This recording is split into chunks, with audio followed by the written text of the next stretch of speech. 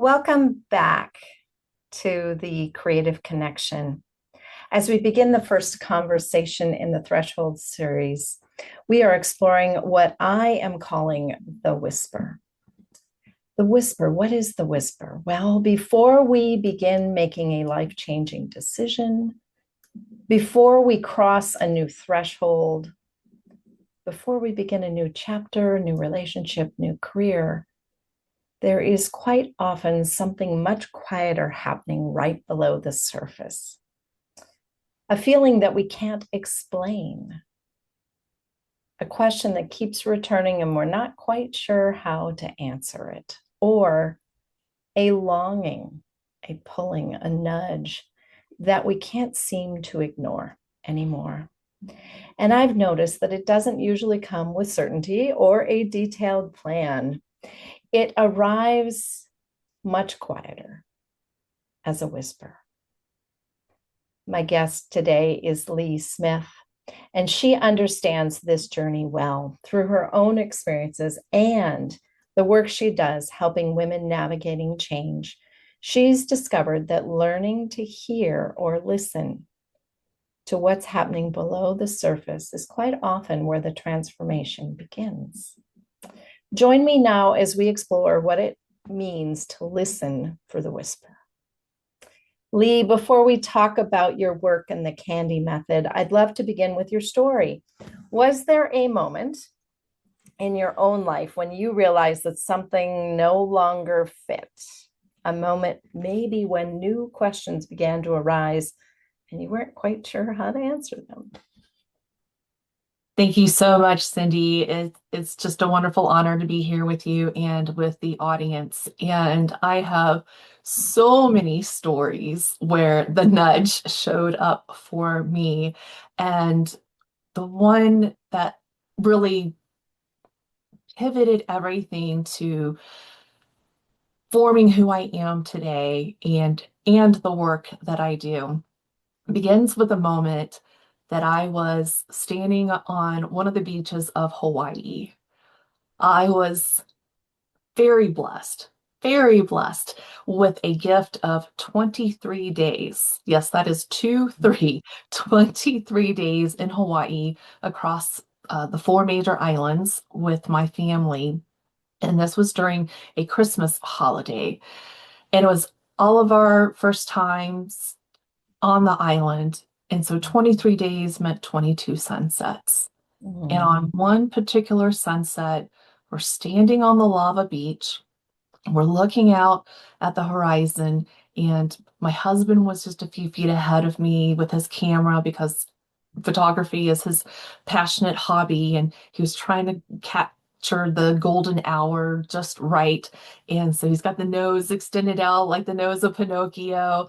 And my young teenage daughter was at my side on my arms. And on the other side of me was my stepson, who was grown and out of the house, but he was there with us with his then girlfriend. And they were having a tender moment. And I'm looking out as the breeze is gently caressing our face and the wave lapping at our feet. And there's just this beautiful, if you've never experienced it, it's a light that I can't describe. I've seen many sunsets across many states on the mainland, but this was something entirely different. And it was just so glorious as it was setting on the sapphire jewel horizon. And I'm looking out and thinking, this is so amazing. I'm so blessed. I'm thinking I'm surrounded by my family, that the people that I love most. I'm thinking 23 days. Who does that? And Cyndi, as I was thinking and taking in the information, I was catching myself thinking all of a sudden, where's the feeling? Mm. Where's the feeling of this incredible moment? And then I follow that up with, who am I right now that I'm not feeling this? There wasn't Mm. feeling of peace or happiness or joy or excitement. There wasn't even feeling of exasperation or depression or sadness or disappointment. There was no feeling at all. Mm. And then my thoughts became more questions. Who am I? What is happening right now? And it was a self-talk conversation that I was having, and I thought, I don't understand.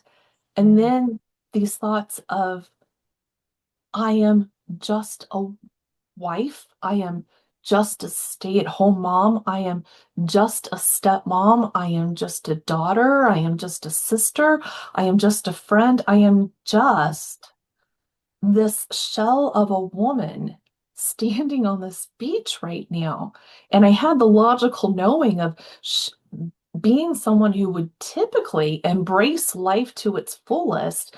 And I feel everything. Why was I not feeling it in this moment? Mhm. And then I made the decision of, I know this is not who I am. And since I can't really answer who am I right now, other than I am a stay-at-home mom who has lost all identity. I had Mm, these labels, but I know that I'm more than the labels, aren't we? mm, We're mm, more than the labels, we're more than the roles, we're even more than our name. mm, And who is that when we strip all of that away? And in that moment, not knowing that, that's when the nudge came through and said, well, then your challenge is to go on a quest, Lee, to figure out or remember who you are.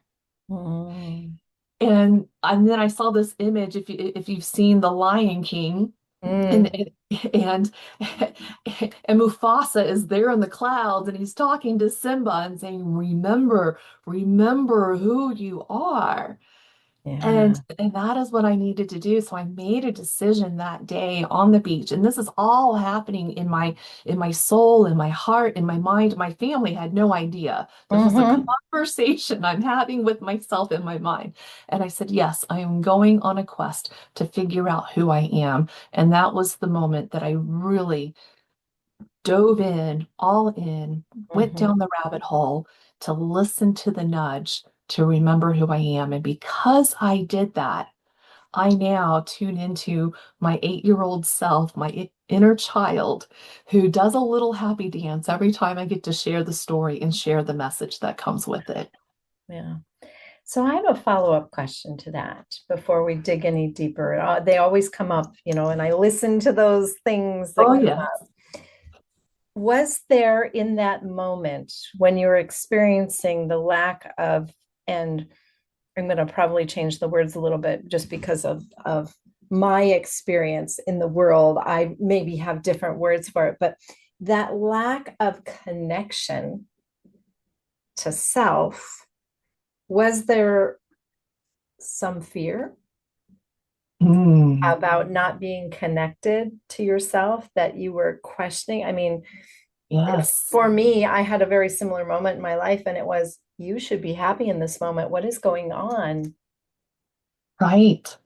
Yeah. Right. Yes, it was definitely standing there in the middle of all those thoughts and recognizing I was in this pool of thinking, and when I wasn't experiencing the feeling, I thought, wait a minute, because going back to my high school days when I was very self-aware of who I am and whose Mm-hmm. I am.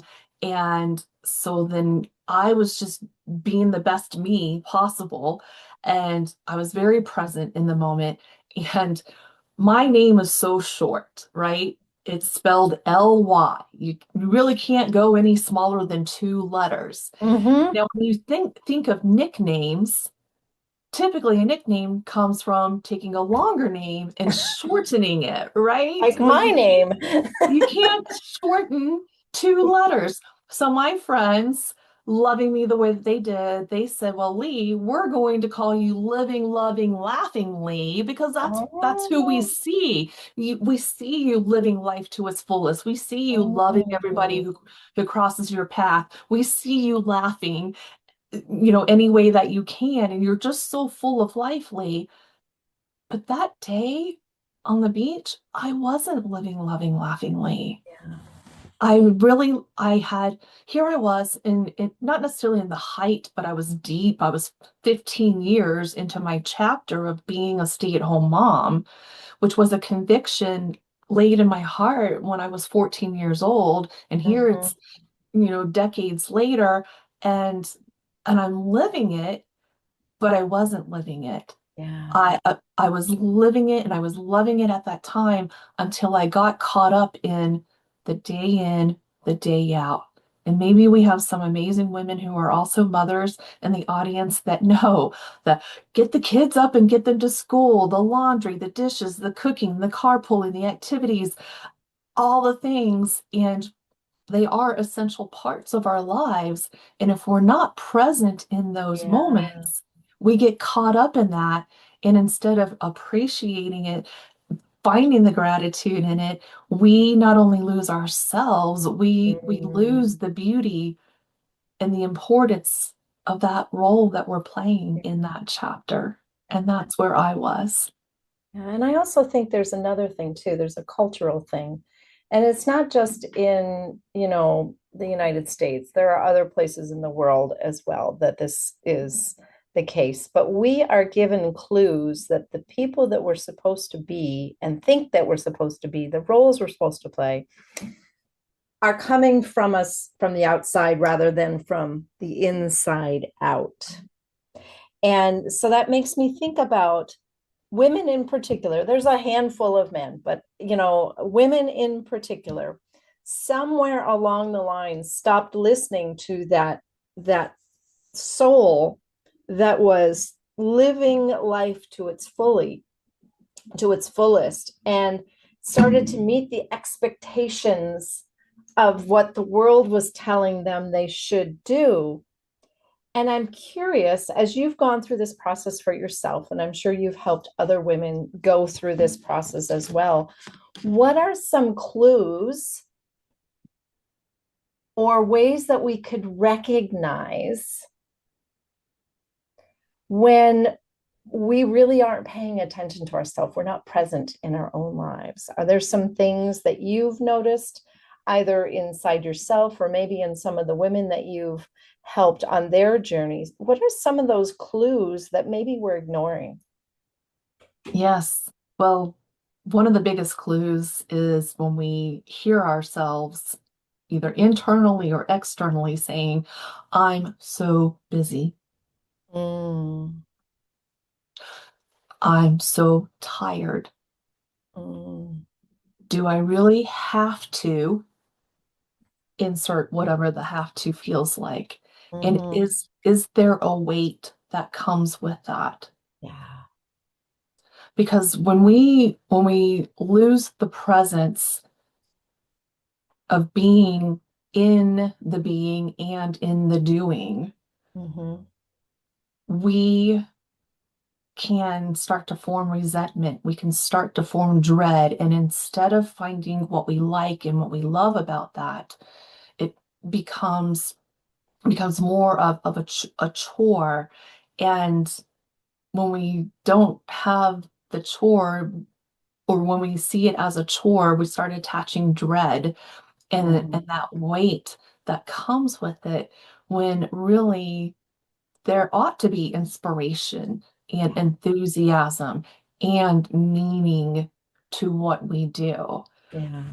And when my clients have been like, really, Lee, like there's meaning in laundry. And I'm like, yes, there is. How abundant are we that we have a roof over our head, that Mhm. we have whatever washer and dryer we have to do the laundry, that we Mhm. have our hands capable of taking that article of clothing to be able to fold Right. in what folding or hanging, however we do the laundry, and that we have all of I know sometimes it feels like, wait, all of these clothes because we're Right. laundering them Right. to wear. There's an abundance with that. And when we can see the goodness in that and go, oh, I'm so rich. Maybe we're like, how do I say that I'm rich when I don't see the numbers in the account yet? Mm. Well, there's richness in other ways. Yeah. And it's only in experiencing the richness in our daily life, in the wealth and the abundance that we have, whether it's in the relationships, especially with ourselves, with our time, with our resources, when we Mhm. can look at all the amazing things that we have, Mhm. then and be in the presence of that moment and honor that and celebrate that instead of with the dread, we can find more life. And as we do that, more life happens. Yeah. It's like the principle of gratitude, right? The moment you think, okay, what am I grateful for? Let's just go with having both hands. I've got 10 digits on my hands where I can fold a piece of clothing. Okay, that's one simple gratitude, but your brain looked for that. Yeah. And when you look at that and acknowledge it, then your brain goes, oh, that kind of felt good. It could be so, so small. But So, then your so, brain will go, I like that. And it'll go look for another good thing. right. Right. It will go Well, look for another and another and another. And this is the richness of life that we get to experience when we come into that awareness of, oh, I have been moving from the day to day. I haven't been present. Okay. Well, then when I sit with that, all right, what am I hearing through that nudge, through right. that whisper, Right. to Right. understand who I am meant to be? Yeah. And it's interesting that you share that because I was thinking back to, I had three children within 4 years. And there was a lot of laundry, and I had just walked away from my full-time career. So I had done that for a number of years, and now I'm at home with these three beings that we had agreed that I would stay home with until they went to school, right? And there was a multitude of laundry. And so I got to thinking back, this was 30 years ago or so. And as you were talking, I was thinking back to on the days that it was the hardest, I looked at it as an act of love and service because I loved each of those individuals that were my children and my husband. And it was an act of love to clean their laundry. And that made the drudgery go away. So on Right. the days that it was the hardest. So thank you for sharing that because that was a memory that came back and that might, your story might relate to someone listening, but my story might relate to someone listening as well. Yes. I think about myself, and perhaps you can relate to this as well, that one of the hardest parts of change is knowing whether we are changing because we're afraid of something or because we are being drawn to something. So, have you ever experienced that where you're wondering whether you're afraid of what is going to happen or not happen? And maybe it was on the beach in Hawaii, okay, this is going to be one of those things but it was intuition that was drawing you to that. Yeah. So I'm curious if Yes. that's ever been something where you were curious about whether it was the fear of change or the fear of remaining the same, which is kind of, Right. yeah, For sure. For yeah. sure. I in my self retrospect and journaling, and I've been journaling since I was 9 years old, and looking through my journaling process, I have a pattern of moving toward something Mm, more so than moving away. mhm. And I strive more towards the excellence. There are little pockets, I will admit. I'm like, really? That's a part of me? Oh, yes, it is. Okay, I see that. And where I have these pockets of perfection, but really I'm going for the excellence because Yes. I know intuitively that we can't be perfect. Right. that's just not how things work. So there's progress over perfection, and then there's definitely striving for the excellence versus Mm-hmm. the perfection, because I have observed in others who deal heavily with perfection that they get so caught up in the perfection that they never start. Yeah. And I said, oh, I don't want that to be me. And the change when I came home stateside again, and I Mm-hmm. said, I want to go on this quest to figure out who am I, or remember who I am. I knew I was caught up, and this is what I call the reactor mode of a person. This Mm-hmm. is what I use in my framework, that I was reacting to, like you said, societal expectations. I was reacting to the expectations I placed on myself. I was reacting to what my husband wanted, what my daughter wanted. I was reacting to the calendar and all the schedules in between. And I thought, but if I do have control, because I am a stay-at-home mom and there was some control with that, well, then what do I want my days to look like? Yeah. What is it that I want to feel when I wake up in the morning and I'm doing this? And I knew going on the quest, I said, well, I want to know what laughter feels like again, because I've Mm. been in this dark, heavy drudgery for so long. I don't remember when was the last time I really laughed. Yeah. And so I chose that as my first goal, if you can believe that. I want to laugh again. And I chose activities that would move me in that direction. And it Mm. surrounded around three essential activities. Number one, it was moving from the bed to the corner of the couch, and I would watch reruns of Friends because it's There my you favorite go. sitcom. Yeah. And then I was blessed. This is where the universe, God showed up for me and said, well, you want to laugh? Well, there's a local comedy troupe, Lee, that only the first 3 months of this year, in this time where you are right now, where every weekend they are putting on an improv show. And they were masterful with their craft. So I would get a ticket almost every weekend, get down front and center, and I would bust up laughing with their skits. What And a then I great was God also, wink that was. I mean, yes, the timing yes. was Perfect. divine. It was impeccable, impeccable. Yeah. And then I was doing some networking because I was involved in a community thing, and I knew the people who had an amazing sense of humor. And I thought, if I can just get in that space, maybe some of that energy would rub off on me. Yeah. And so it was moving in the direction of laugh. And maybe there was a little bit of a fear that if I don't change, I might go darker. And then how is that really Mm. showing up for my family? Again, I was putting others before myself, as I was climbing my way out of that Mhm. depression. But it was like, if I don't get myself out of this darkness, and I had my teenage daughter under my roof, it was like, well, what am I modeling for her? I Right. don't I don't want her in this place. So Yeah. there was a little bit of fear, I will admit, Cindy. I want the full transparency here, that Mm. while I say the majority of what I work, how I am motivated is toward The the next excitement thing of or the change, better thing. what could Yes, be next, but yeah, there's always that little that and right, for some people that is guilt, they feel a little bit of guilt about growing. For others, there's even a little bit of shame. Well, why didn't I get this right the first time? mm, But we're all different in that.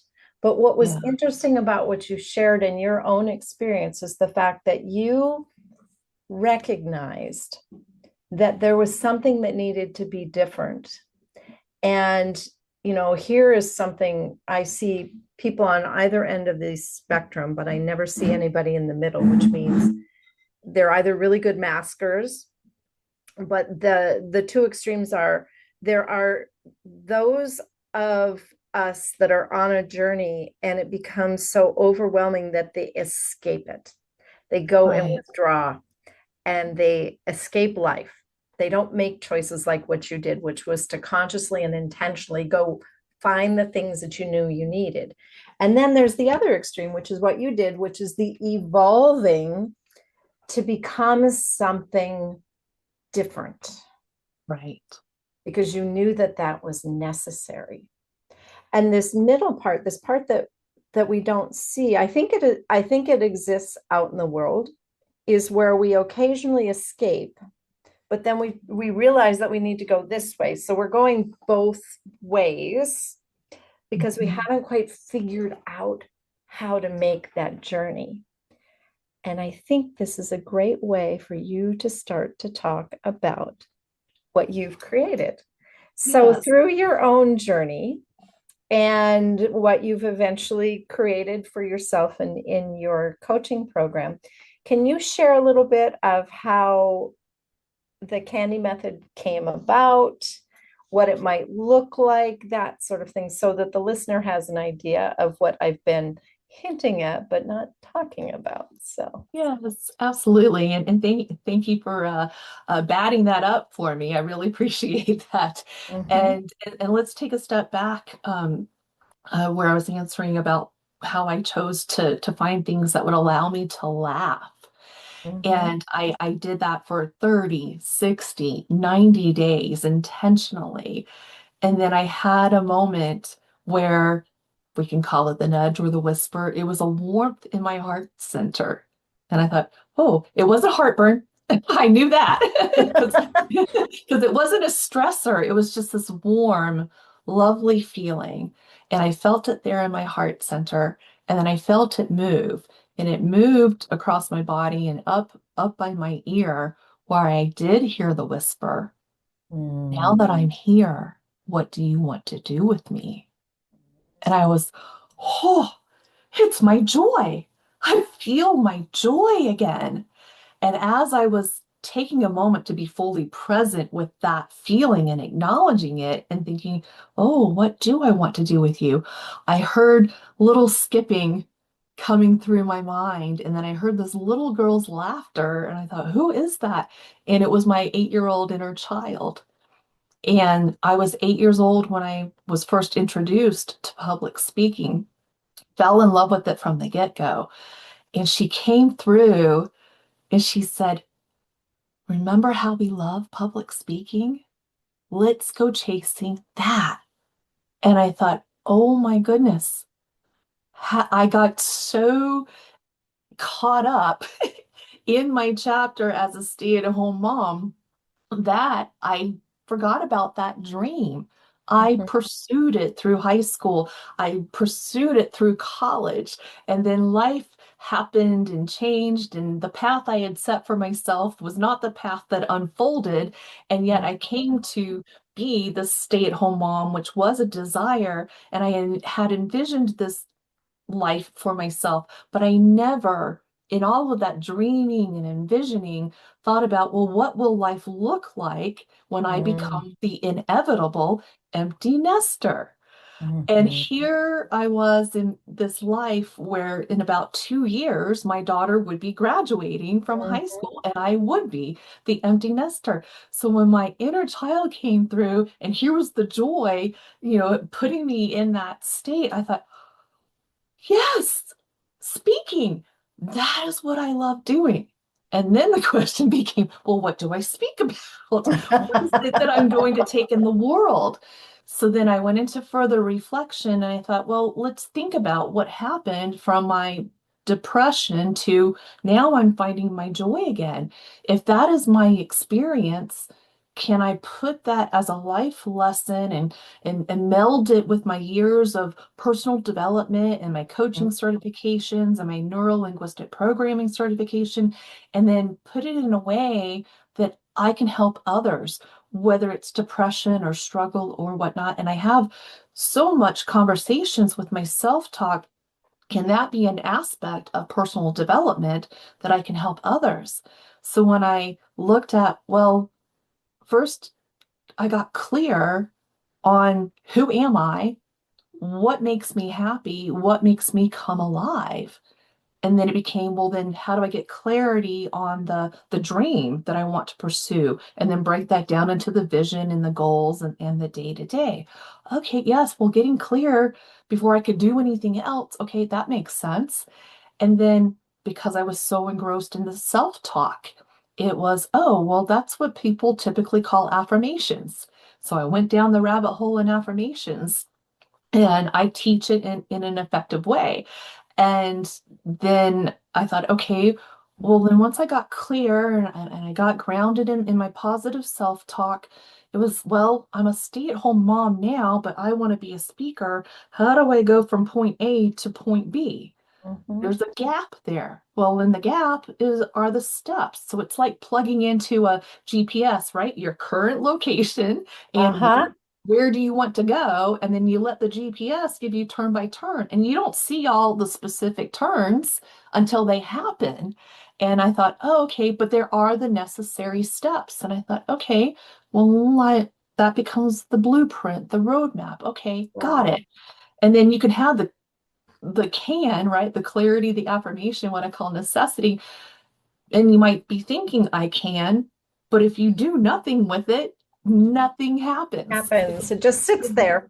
Right, right. And as the saying goes, you can't drive a parked car. And also, there is no try, as Yoda says, right? There is no try, Mhm. there's only do or do not. So I thought, well, what is it that I really need to do? And it was discipline. It was disciplining my thoughts, disciplining my feelings, disciplining the habits that were going to align with allowing me to be a speaker. And I thought, okay, discipline, great. And there needs to be a point of celebrating yourself. From my depression into what I call direction with purpose. It's like, hey, I made it out of bed today and I made it to the corner of the couch.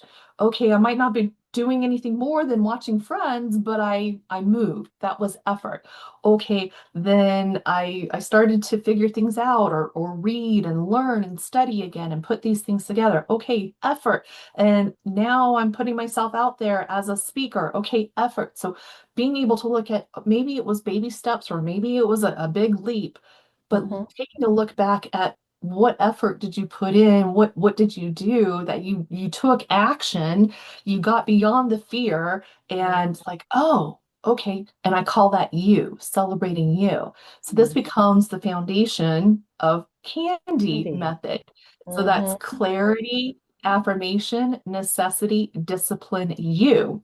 And when I looked at that with myself, and I thought, well, let me take this to the market. So I found some beta clients to work with and took them through the pieces and watched them get their incredible results, like a 30% increase in profits and revenue, and building a team from 0 to 7 in a multi-million dollar business.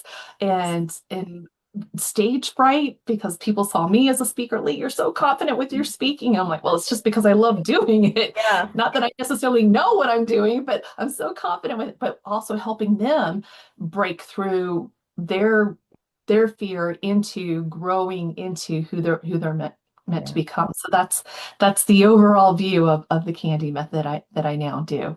Fantastic. So I have like three more questions.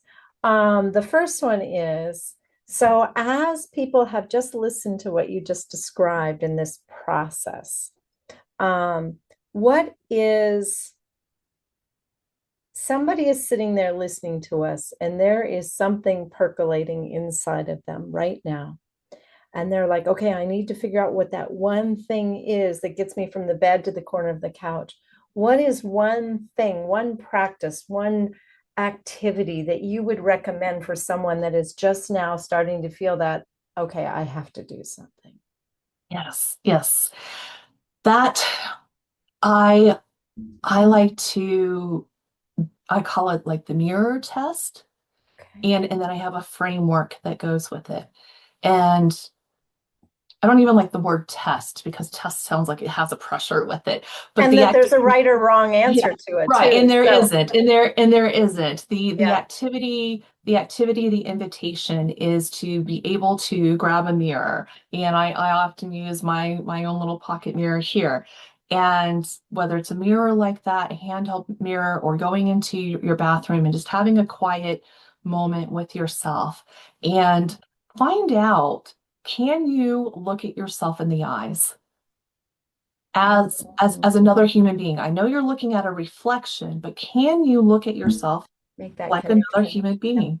Yes. So, you're looking at yourself like you're a friend, Yeah. someone that you appreciate and adore in your life. because I have met those women where it really broke my heart. And I'm like, well, this is the first step. Let's get you to be able to look at yourself in the eyes, and not for vanity's sake, not like, oh, there's another gray hair. Oh, there's another blemish. There's another spot. Oh, the fun. No, it's not that. It's not that. It's looking at yourself human to human Yeah. and being able to look at yourself in the eyes. And then can you address yourself by name?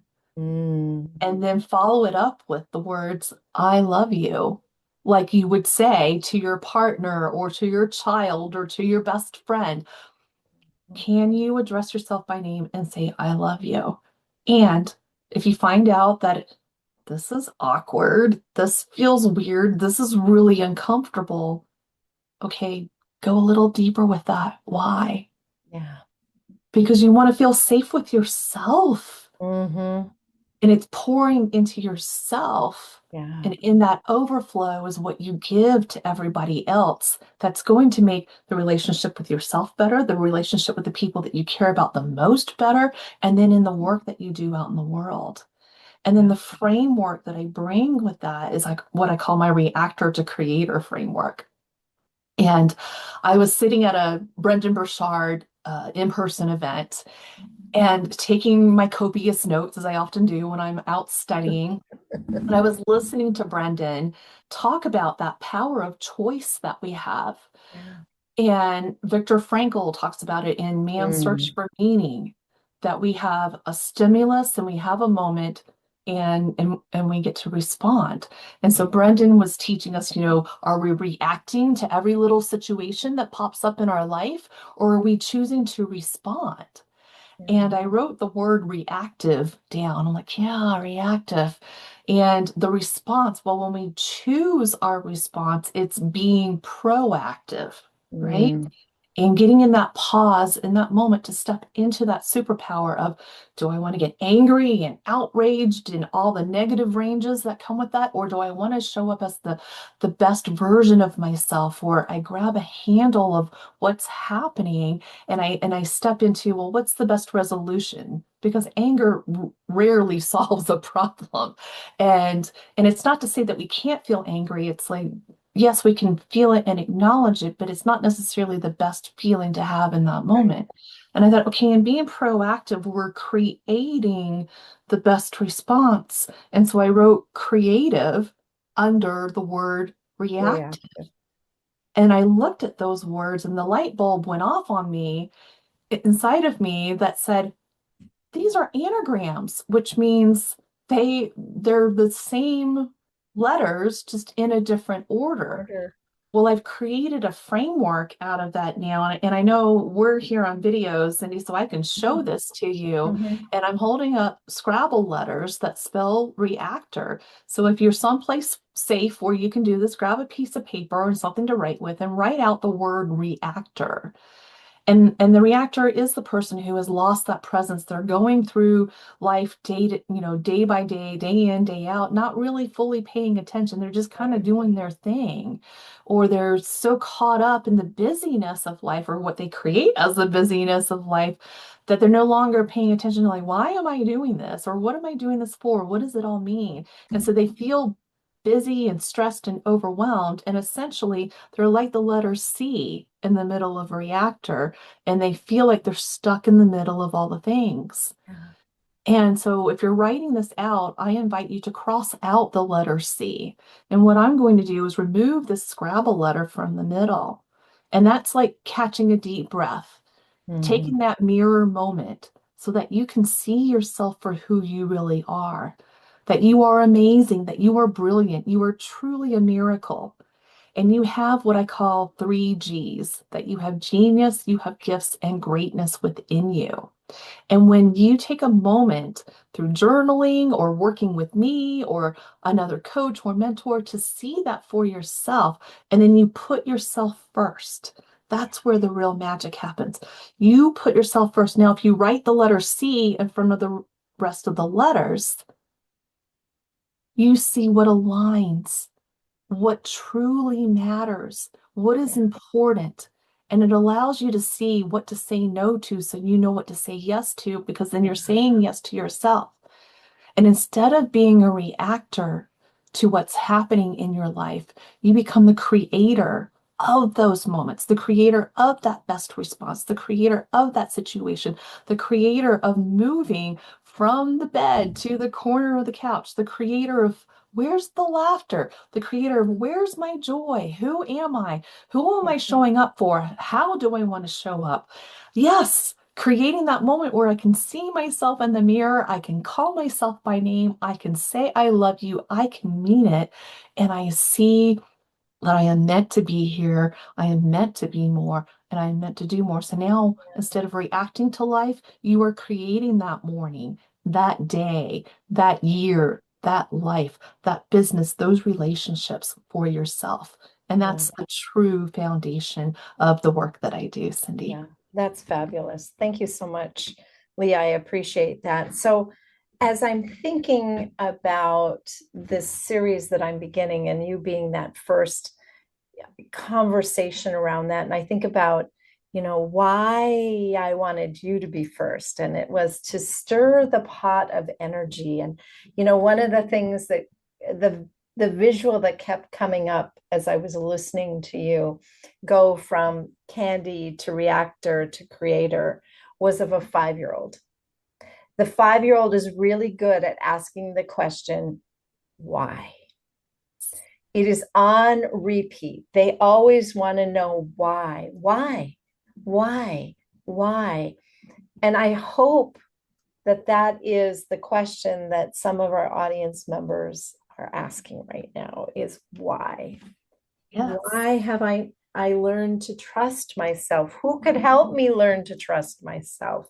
Who could help not hold our hand, but guide us gently down that path that we are being pulled down or pushed down in some cases?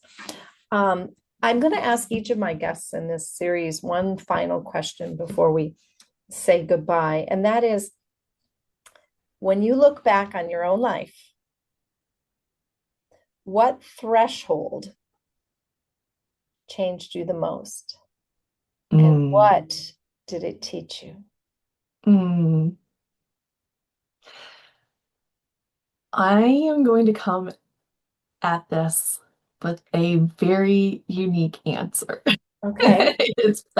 I know it's so not what you're thinking and so not what the audience is thinking, but I'm going to take you back to that room where I was with Brendan Burchard. Okay. And we talked about affirmations.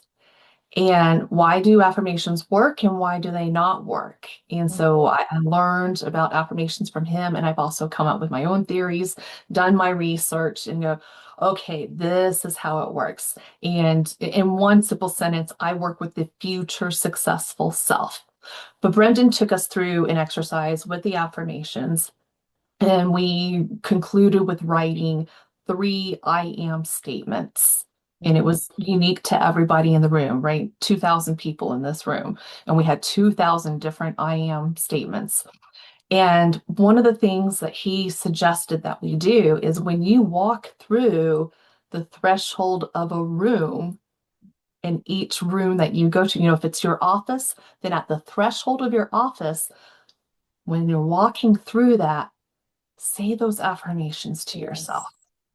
and step into that. And it's because of that particular exercise, Cyndi, that I was able to rewire the inner critic, rewire the Mm. negative self-talk of I'm not good enough, I'm not ready, I can't do this because I don't yet know enough, and Mm. removing that into I am a vessel of value and the world needs me now. I am powerful, I am bold. Mhm. And so taking that step, so that threshold and reminding myself of those affirmations and rewiring, like I said, the negativity, the inner critic, the imposter syndrome into the ability to step into who I am now. I am living, loving, laughingly once again because I Mhm. remember the truth of who I am and the importance and the meaningfulness of the work that I do. that there are so many women out there who are caught and stuck in imposter syndrome. I've come Yes. across recent research that has said 75% of women in C-suite roles Mhm. struggle with imposter syndrome. Yep. They have the roles, they have the certificates, they have the success, and yet internally, it's not something that you can see with your own Yeah. eyes. Yeah. But internally, they're struggling with that imposter syndrome. And I am on a mission to transform that reactor mindset that they have in the imposter syndrome into the creator of owning their power. And because of that threshold, that every time I walk into my office, I remind myself of the truth that I am, that's where my transformation happened. Fantastic. Thank you so much, Lee, for being here today, for sharing your story, for sharing your process from hearing yourself on the beach to walking through that threshold of your office with your affirmation statements. Thank you so much. I will include in the show notes how people can reach out to you, a little bit more about you as well. So I thank you so much for being here today. So, Thank you, Cyndi. yes.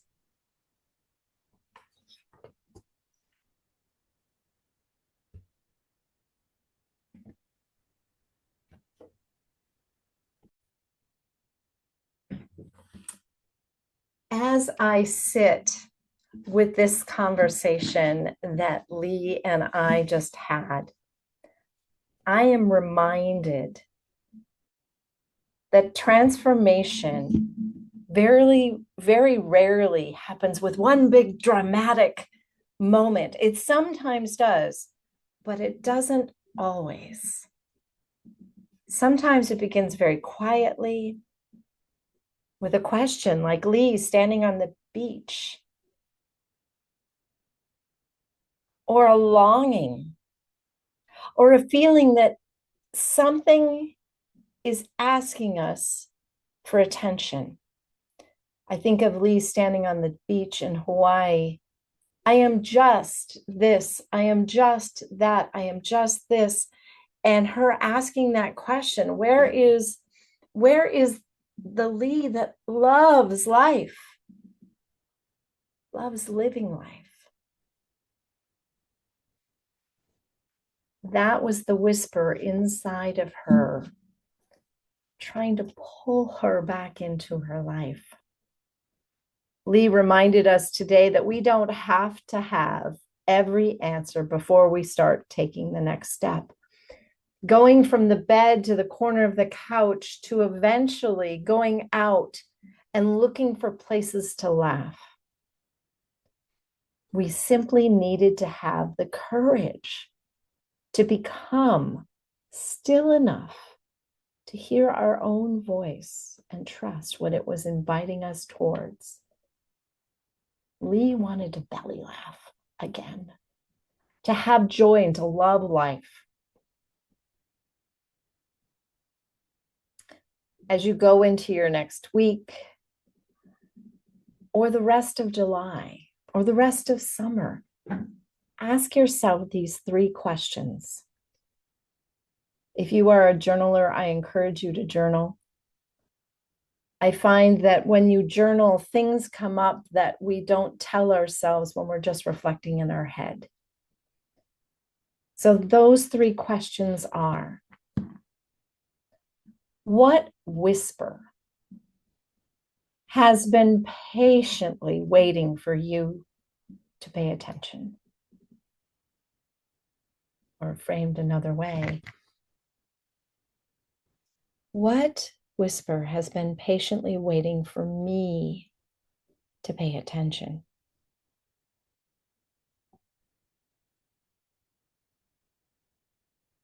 A second question might be, where have I been dismissing my inner knowing, my inner voice, my intuition? Where have I been dismissing my own inner knowing, inner voice, intuition? And the third question, what might become possible if I choose to trust myself just a little more. Reframing it in Lee's words, what might become possible if I choose to trust and love myself? What might become possible if I choose to be a creator and not a reactor in my life?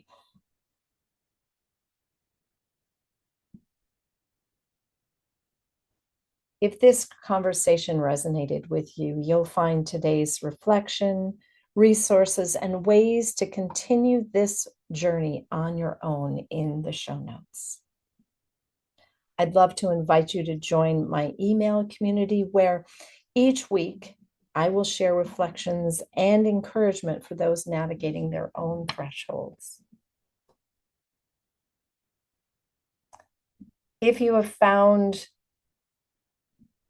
connection to this and resonance with this, and you know someone else who could, please share. Don't just keep the secret to yourself. In August, next time that I have a guest, we will continue the Threshold series. And just to repeat, what I am doing is the second Tuesday of every month, I am interviewing a guest on one of the 6 concepts of the Threshold series. This first one is the whisper, and that was Lee. The next one will be in August, and it will be going from the whisper to the threshold, that choice moment that we have. In between my interviewing of guests, I will do a meditation. So on the 4th Tuesday or Wednesday of the month, I will do a live meditation for those of you that are doing this journey. But my next guest, I'm excited.